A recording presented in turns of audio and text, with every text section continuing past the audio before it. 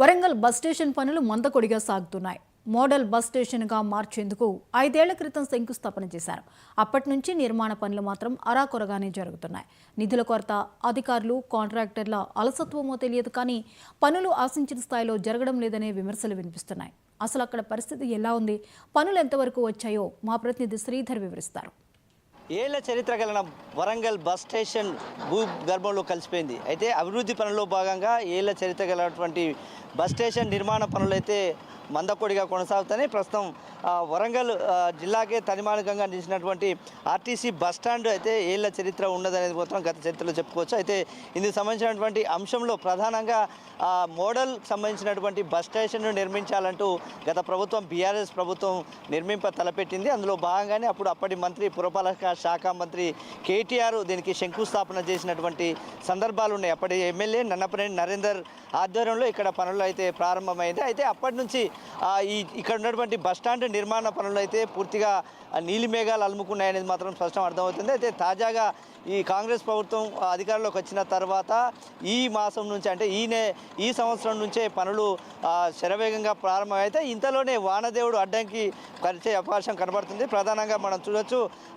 సంవత్సరం నరపాటు ఇటుకున్నటువంటి లీ కన్స్ట్రక్షన్ వారు తీసుకున్నటువంటి ఒప్పందం ప్రకారంగా ఈ కన్స్ట్రక్షన్ అయితే కొనసాగుతుంది. దాదాపుగా 75 కోట్ల రూపాయలతో 5 అంతస్తుల భవంతిని ఏర్పాటు చేయడమే కాకుండా దాదాపుగా 32 నుంచి 35కు సంబంధించినటువంటి ప్లాట్ఫారాలు కూడా ఇక్కడ ఏర్పాటు చేస్తున్నారు. దాదాపుగా కింది ఫ్లోర్ నుంచి అయితే ప్రధానంగా ఏదైతే గ్రౌండ్ ఫ్లోర్లో ఉన్నటువంటి పార్కింగ్ ప్లేస్ నుంచి మొదలుకుంటే పై ఫ్లోర్లో అంటే చివరి ఫ్లోర్ వరకు ఉన్నటువంటి స్టాళ్ళ వరకు అంటే ఏదంటే దానికి వాణిజ్య సముదాయాల భవనాల వరకు అన్ని సంబంధించినటువంటి అన్ని ప్రణాళికలు కూడా పూర్తి చేసినటువంటి సందర్భంతో ప్రధానంగా డిపిఆర్ను కూడా ఏర్పాటు చేశారు. అయితే దాదాపుగా 1.5 ఏళ్ల పాటు అంటే దాదాపుగా 16 నెలల పాటు ఈ పనులైతే కొనసాగించాల్సిన అవసరం అయితే ఉంది.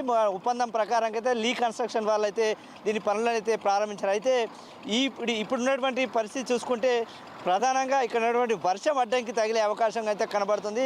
ఈ 2 నెలలు వర్ష ప్రభావంతో మరింత జాప్యం కలిగే అవకాశం ఉన్నదని చెప్పుకోవచ్చు. ఎందుకంటే ఇప్పటికే చూడొచ్చు, గ్రౌండ్ లెవెల్లో ఉన్నటువంటి పరిస్థితి చూడొచ్చు, వాతావరణ పరిస్థితి కూడా అనుకూలంగా లేదు. ఇప్పటికే చాలా లోతుగా నీళ్లు కూడా అక్కడ చేరినాయి. వాటిని ఖాళీ చేసే ప్రయత్నం అయితే ఇక్కడ ఉన్నటువంటి అధికారులు పూర్తి చేస్తున్నారు. ప్రధానంగా ఇక్కడ పనులు ఎలా కొనసాగుతున్నాయి, ఎలాంటి పరిస్థితులు ఉన్నాయి అనేది తెలుసుకునే ప్రయత్నం చేద్దాం. మనతో కొంతమంది కూడా సంబంధించినటువంటి అధికారులు ఉన్నారు, వారి పర్యవేక్షణలో కొనసాగుతుంది. ఏ కన్స్ట్రక్షన్ వారు ఏ నాణ్యతతో ఇక్కడ పనులు చేపడుతున్నారు, ఇలాంటి పరిస్థితి కొనసాగుతుంది. ముఖ్యంగా వర్ష ప్రభావం ఈ పనులకు ఏ విధంగా అడ్డం తగులుతుంది అనేది తెలుసుకునే ప్రయత్నం చేద్దాం. మనతో కూడా సంబంధించినటువంటి అధికారులు ఇక్కడ ఉన్నటువంటి పర్యవేక్షణ అధికారులు మనతో ఉన్నారు, అని అడిగి తెలుసుకునే ప్రయత్నం చేద్దాం. చెప్పండి, ఎట్లా ఉంది అసలు ఇక్కడ ఈ పర్యవేక్షణ మీద ఎలా జరుగుతుంది, కూడాకు సంబంధించినటువంటి పనులు ఎలా సాగుతున్నాయి ఇక్కడ? కొంచెం వర్షాకాలం కాబట్టి కొంచెం స్లో అవుతుంది, కానీ చేసిన వరకైతే చాలా నీట్గానే చేస్తున్నాం సార్. మా ఆఫీసర్లు కూడా ఏ గారు, సిపిఓ సార్ వీళ్ళు వచ్చి చూస్తున్నారు. మన లీ వాళ్ళు కూడా వాళ్ళ ఇంజనీర్స్ ఇక్కడనే ఉంటారు మన దగ్గరనే. వాళ్ళ టీమ్ లీడర్ ఆనంద్ గారు కూడా వచ్చిపోతారు, సజెషన్ ఇచ్చిపోతారు. వాళ్ళు చెప్పినట్టే మనం ముందుకు సాగుతున్నాం. మరి ఇది సకాలంలో అనుకున్న సంవత్సరంన్నర కాలంలో ఈ పనులు పూర్తి అవకాశం ఉన్నాయా? ఎలాంటి ఇబ్బందులు ఎదుర్కొంటారు? ముఖ్యంగా వర్షాకాల ప్రభావం ఎలా పడుతుంది? ఈ 2 నెలలు అయితే కొంచెం ఇబ్బందే, తర్వాత కొంచెం ఫాస్ట్గా చేసి మన టైంకు రీచ్ కావదామని ప్లానింగ్ ఉంది మనది. కావచ్చు, చేయొచ్చు సార్, కొంచెం ట్రబుల్ తీసుకొని చేసుకోవచ్చు.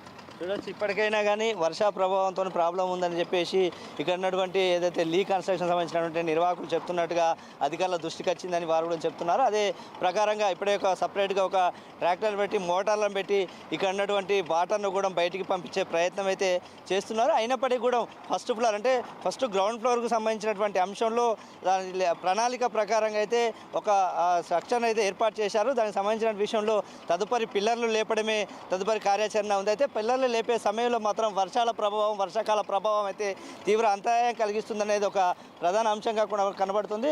ఆ పెద్ద రాళ్ళు కూడా, బండరాళ్ళు కూడా వాళ్ళకు కొద్దిగా అడ్డుగా కదిలినటువంటి సందర్భం కనబడుతుందని చెప్పేసి ఇక్కడ తాజా పరిస్థితి మనకు అర్థమవుతుంది. మొత్తంగా గ్రేటర్ వరంగల్ మహానగరంలో ఇంటిగ్రేటెడ్ బస్ స్టాండ్కి అయితే పనులు అరాకొరగా కొనసాగుతున్నాయి, వడివడిగా కొనసాగుతున్నాయి. దానికి సంబంధించినటువంటి అంశంలో ఇప్పటికే పొంగులేటి శ్రీనివాసరెడ్డితో పాటు మంత్రి కొండా సురేఖ కూడా ప్రత్యేక సమీక్షా సమావేశాలు ఏర్పాటు చేస్తారు. ఇందులో భాగంగా కూడా అధికారులతో పాటు టీజీఎస్ఆర్టీసీకి సంబంధించినటువంటి ఏదైతే అధికారులు కూడా ఇలా పర్యవేక్షణలో కొనసాగుతున్నారో అన్ని రకాలుగా పర్యవేక్షణలతో పాటు స్ట్రక్చర్ను పకడ్బందీగా ప్రతిష్టాత్మకంగా నిర్మించే విధంగా అయితే అన్ని పనులు మాత్రం పర్యవేక్షణ అధికారుల మధ్య కొనసాగుతుందనే అంశం అయితే కొనసాగుతుంది. ఇది ఇక్కడి తాజా అప్డేట్. కెమెరా పర్సన్ సంపత్తో 99 టీవీ శ్రీధర్, వరంగల్. ఇవి ఇప్పటివరకు అప్డేట్స్. మరిన్ని